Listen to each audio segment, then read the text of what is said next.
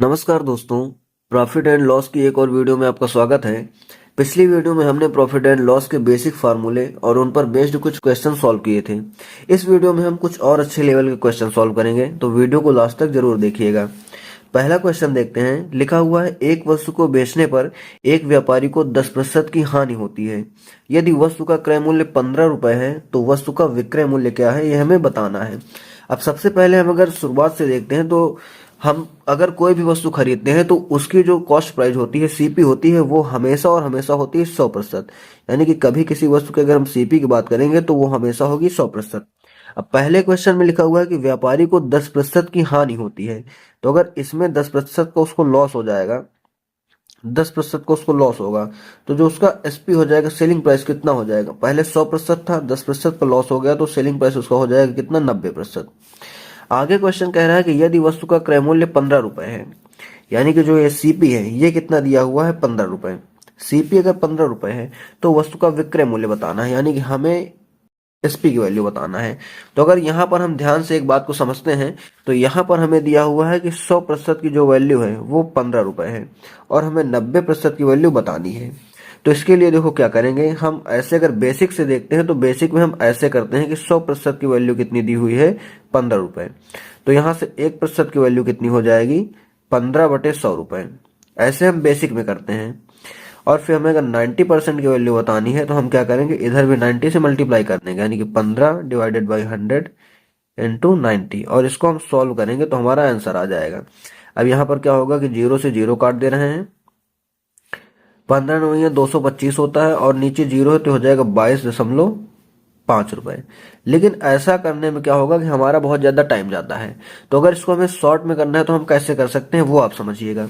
जो हमारा 15 रुपए है वो किसकी वैल्यू है, 100% की। तो हम इसको ऐसे लिखेंगे, जो हमारा 15 रुपए है वो किसकी वैल्यू है, 100% की वैल्यू है।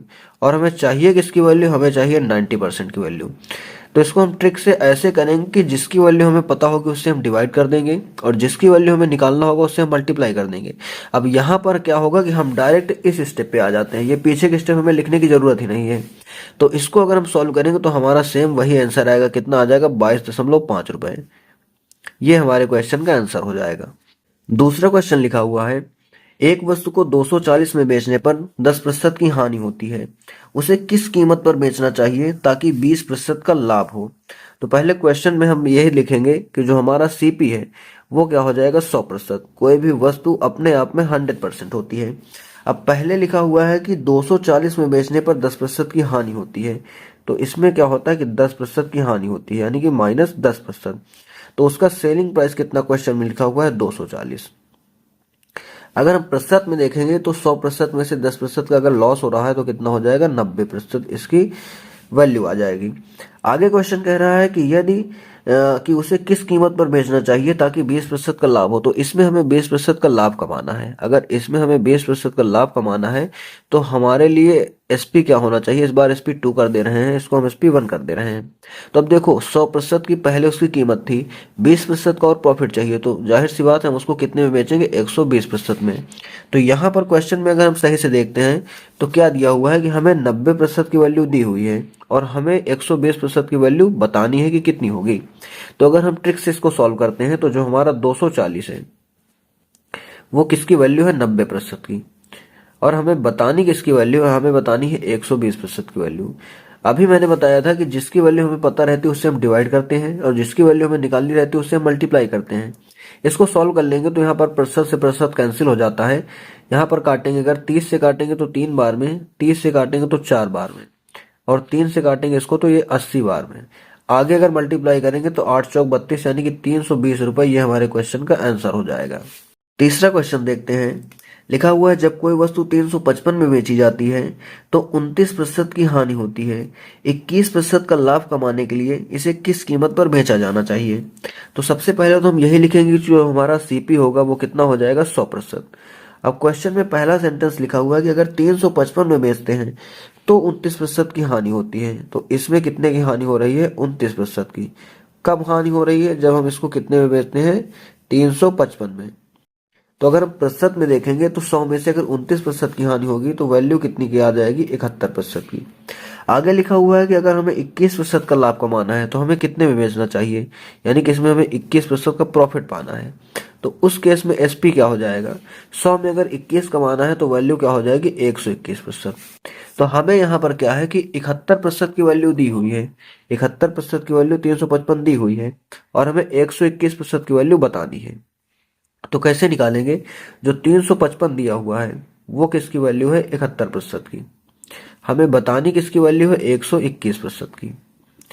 इसको अगर हम काटेंगे तो 71 से ये 5 बार में जाएगा और 121 से अगर इसको 5 को मल्टीप्लाई करेंगे तो कितना हो जाएगा 605। ये हमारे क्वेश्चन का आंसर आ जाएगा, यानी कि जो 121% की वैल्यू हो जाएगी वो कितनी हो जाएगी 605 रुपए। तो अगर हम इसको 605 रुपए में बेचते हैं तो हमें 21% का प्रॉफिट होगा, यही इस क्वेश्चन का आंसर हो जाएगा। लास्ट क्वेश्चन देखते हैं।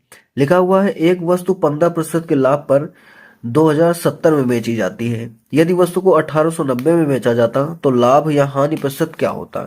तो सबसे पहले हम लिखेंगे कि जो हमारा सीपी होगा वो कितना हो जाएगा 100%। सीपी हमेशा और हमेशा कितना होता है 100%। पहले लिखा है कि अगर 15% के लाभ पर 2070 में बेची जाती है, तो इसमें 15% का जब लाभ मिलता है 15% का, तो उसकी जो प्राइस हो जाती है वो कितनी हो जाती है 2070। अगर हम प्रतिशत में देखेंगे तो 100 में 15% का लाभ हुआ, यानी कि कितना प्राइस हो जाएगा 115%। अब क्वेश्चन कह रहा है कि अगर उसे 1890 में बेचा जाए तो लाभ होगा या हानि। हम मान लेते हैं कि x प्रतिशत का जो भी होगा लाभ या हानि वो होगा। तो यहां पर क्या हो जाएगा, जो SP2 इसको मान ले रहे हैं, तो इसमें क्वेश्चन में दिया हुआ है कि 1890 में बेचते हैं, 1890 में बेचते हैं, तो हमें बताना है कि कितने प्रतिशत का लाभ या हानि होगा, हमें यानी कि x की वैल्यू बतानी है। तो हम यहाँ की वैल्यू फाइंड आउट कर लेंगे तो x की वैल्यू आ जाएगी। अब यहाँ पर भी अगर हम देखते हैं तो हमें क्या है कि इस बार उल्टा वैल्यू दी गई है। पिछले क्वेश्चन में प्रतिशत की वैल्यू दी गई थी, इस बार उल्टा वैल्यू दी गई है और हमें इधर की वैल्यू बतानी है।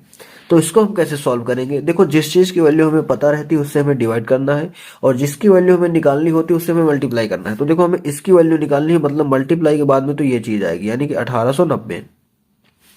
अब डिवाइड में क्या चीज आएगा, इसकी वैल्यू पता है तो इस बार डिवाइड में कितना आ जाएगा 2070 और प्रतिशत वाली वैल्यू ऊपर आ जाएगी तो कितना हो जाएगा 115।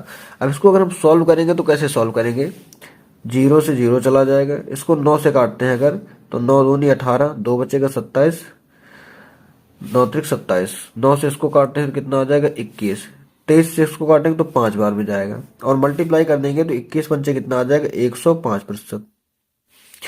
यहाँ पर 115% था तो वही प्रतिशत आगे आ जाएगा। अब ध्यान से समझिएगा, यहाँ पर 115% था तो मतलब ये 115 क्या था, ये 115 रियल में था 100 और प्लस 15 इतना ही था। तो 100 प्लस 15 का मतलब क्या हो जाएगा कि 15% का प्रॉफिट। अगर 105 को हम देखते हैं तो ये कितना हो जाएगा 100 प्लस 5, 100 प्लस 5% हो जाएगा। तो 100 से जितना ज्यादा है वो हमारा प्रॉफिट हो जाएगा। अगर यही चीज 100 से कम होती है तो हमारा लॉस हो जाता है। इसका मतलब यहाँ पर x की वैल्यू कितनी आ जाएगी 5%। तो हमें क्या होगा 5% का प्रॉफिट होगा। अगर वीडियो अच्छी लगी हो तो वीडियो को लाइक करके चैनल को सब्सक्राइब जरूर कीजिए। अगर आपने पिछला पार्ट नहीं देखा है तो उसे जाकर के भी देख लीजिए ताकि आपको बेसिक सही से समझ में आ जाए। वीडियो देखने के लिए आपका धन्यवाद।